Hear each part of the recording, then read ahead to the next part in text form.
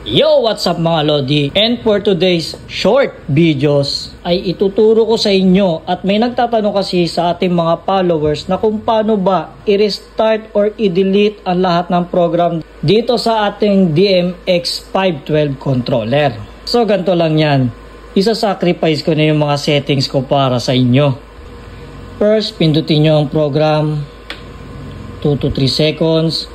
Pindutin nyo ang bank down. Sabayan sila, huwag nyo papatayin. And then may switch sa likod ng ating DMX, patayin natin.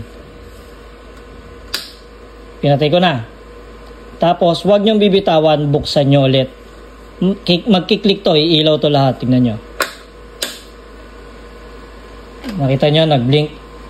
Ibig sabihin, wala nang nakaprogram dyan.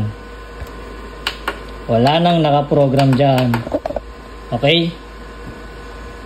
Wala na yung prinogram ko. At least alam nyo na. So kung meron kayong natutunan sa aking short video na ito at nakatulong ako para masundan nyo o masimulan nyo ulit ang bagong program nyo sa aking mga tutorial. Mga Lods, palambing naman. Pa-like, follow, and share my page. For more videos, let's go!